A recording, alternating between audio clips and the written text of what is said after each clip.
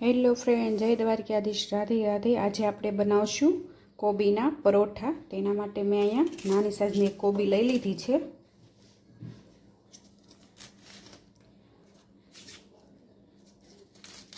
આવી રીતે ઉપરનો ભાગ કાઢી લેવાનો।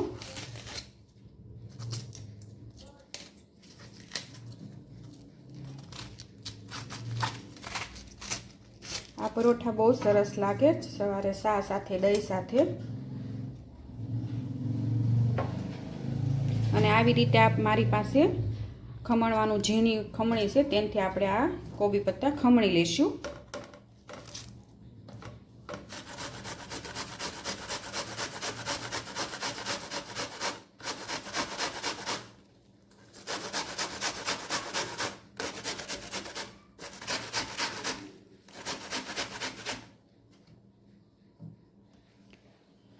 અને આપણી કોબી ખમણાઈ ગઈ છે। જો આવી રીતે ઝીણી એકદમ ખમણી લેવાની। અને આમાંથી કોઈ મોટી કોબીના પાન ને એવું કાંઈ હોય તો એ કાઢી લેવાના, એટલે આપણે પરોઠા વણીએ ત્યારે ફાટે નહીં આવી રીતે। અને હવે આપણે પાણી નિસોવી નાખશું આમાંથી બધું કોબીમાં હોય એ।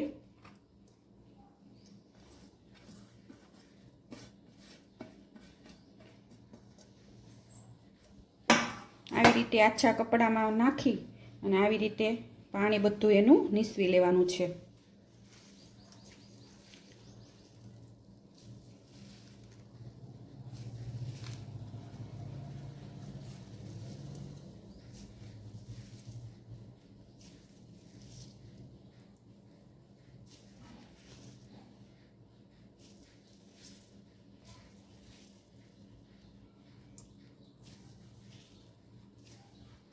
આપણું પાણી નીસવી લીધું છે। આપણી કોબી ખમણીને અને તૈયાર થઈ ગઈ છે। હવે એમાં આપણે મસાલા કરી લઈશું। અહીંયા આદુ અને મરચી મેં પેસ્ટ બનાવી નાખી હતી, તે ઉમેરશું।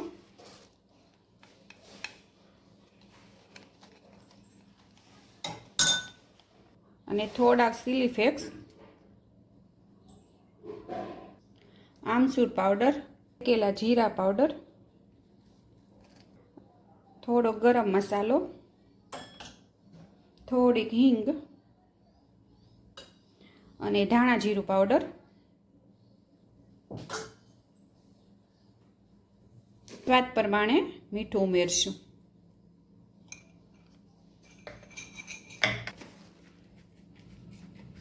અને આ બધું હવે મિક્સ કરી લઈશું।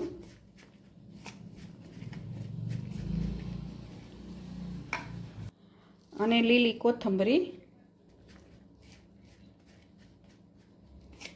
કોથમરી ઝાઝી ઉમેરવાની, એટલે સરસ લાગશે પરોઠા આપણા।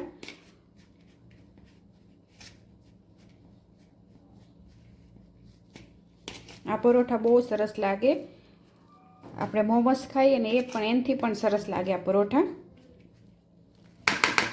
હવે આપણે સ્ટફિંગ તૈયાર છે અને હવે આપણે લોટ બાંધી દઈશું પરોઠા માટે।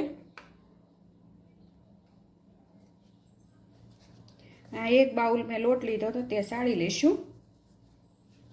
પરોઠા તમારે જેટલા બનાવો હોય એટલો લોટ લેવાનો।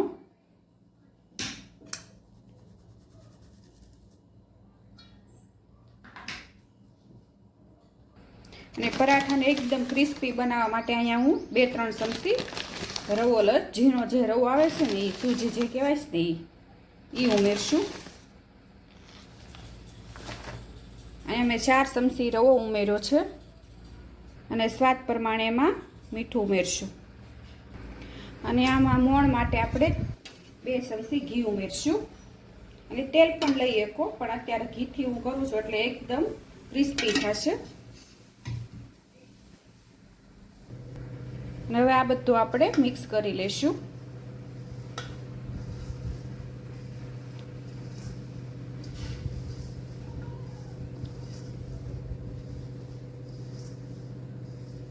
કોઈ દિવસ તમે કોબીના પરાઠા ના બનાવ્યા હોય તો આવા બનાવજો, બહુ સરસ લાગે।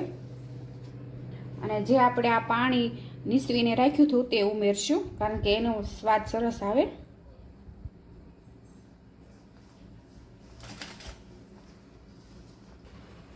અને અહીંયા મેં થોડું ખવસેકું ગરમ પાણી કર્યું હતું તે ઉમેરશું. એનાથી લોટ આપણે બાંધવાનો છે. ગરમ પાણી બહુ નથી કરવાનું.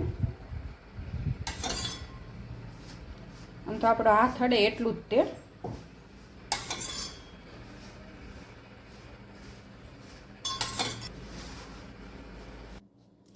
લોટ આપણો બંધાઈ ગયો છે અને રોટલી પેટા સહેજ ઢીલો રાખવાનો, કારણ કે આપણે આમાં રવો ઉમેર્યો છે એટલે થોડુંક કઠણ એની હાથે થઈ જશે.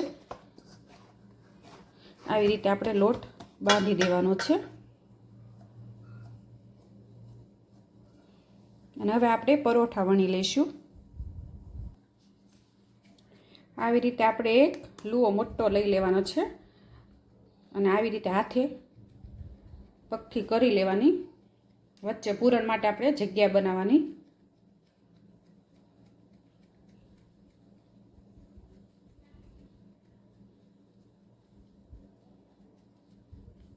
આવી રીતે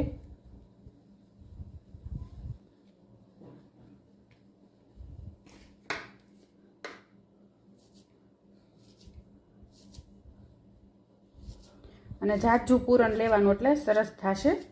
આવી રીતે લાડવો વાળી લેવાનો.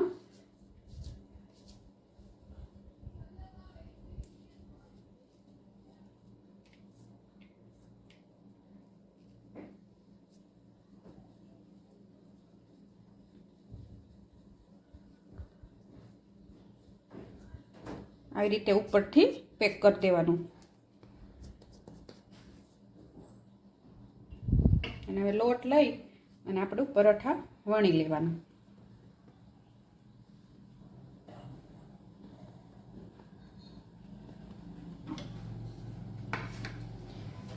અને ધીમા હાથે વણવાના, બહુ ભાર નથી દેવાનો આમાં.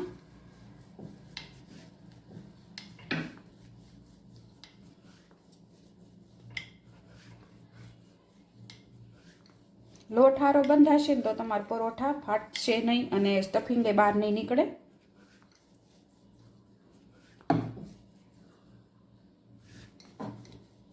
આવી રીતે આપણે બધા વણી લઈશું પરોઠા. જો સરસ વણાઈ ગયું ને એકદમ. આવી રીતે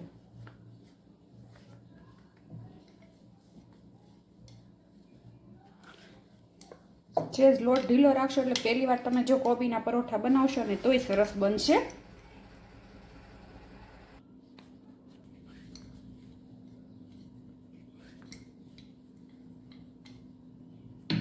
આવી રીતે આપણે બધા પરોઠા વણી લઈશું. જુઓ તમે, ફાટતાય નથી.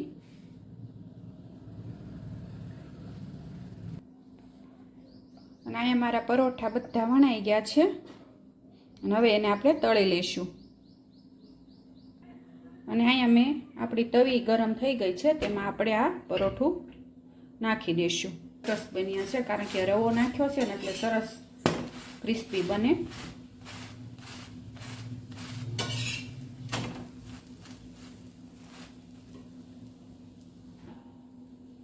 આવી રીતે આપણે બધા પરોઠાને શેકી લેવાના છે.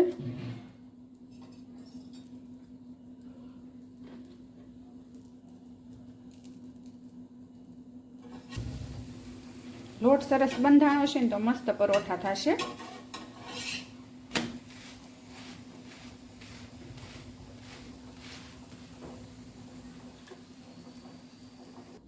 ને આપણા પરાઠા એકદમ સરસ તૈયાર છે. તમે જુઓ, એકદમ સોફ્ટ અને ઉપરથી ક્રિસ્પી.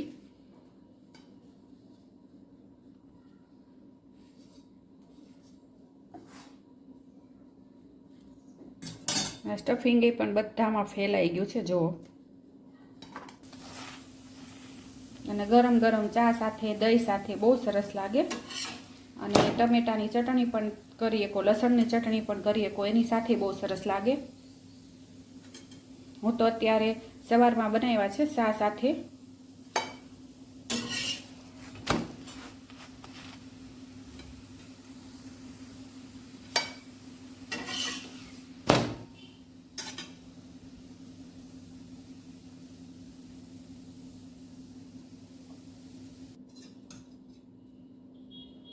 એમાં હોય તો લાઈક કરજો, શેર કરજો અને સબસ્ક્રાઈબ કરજો.